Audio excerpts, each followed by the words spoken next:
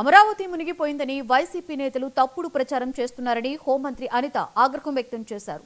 అమరావతిలో అసెంబ్లీ సచివాలయం మునిగిపోయాయా అని ప్రశ్నించారు. వర్షాకాలంలో వర్షాలు పడక ఏం పడతాయని, భవనాల నిర్మాణం కోసం గుంతలు తీస్తే నీళ్లు రావా అని నిలదీశారు. తాను ఇప్పుడు సచివాలయంలోనే కూర్చొని మాట్లాడుతున్నానని చెప్పారు. ఉదయం లేచినప్పటి నుండి అమరావతి మునిగిపోయిందని చెప్పడమే పనిగా పెట్టుకున్నారని మండిపడ్డారు. ఎక్కడైనా రోడ్లు కొట్టుకుపోయాయా అని ప్రశ్నించారు. అని గురించి మాట్లాడితే కనుక టక్కును గుర్తొచ్చేది మన చంద్రబాబు నాయుడు గారి పేరు.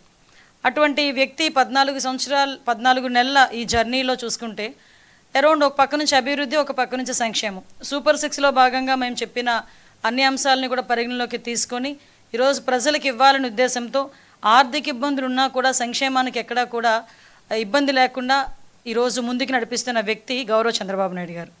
ఓవరాల్గా చేశారంటే మీ అందరికీ తెలుసు, ఈ ఒక్క నెలలోనే మనం చూసుకుంటే ఒక పోయిన నెలలో మనకి తల్లికి వందనం కింద ఎంతమంది పిల్లలు ఉంటే అంతమందికి కూడా అకౌంట్లో డబ్బులు పడటం, అదేవిధంగా తర్వాత ఈ నెలలో కూడా చూసుకుంటే అన్నదాత సుఖీభవ ఒక కార్యక్రమం ద్వారా రైతన్నలకి డబ్బులు పడటం, ఇప్పుడు నేతన్నలకి అదేవిధంగా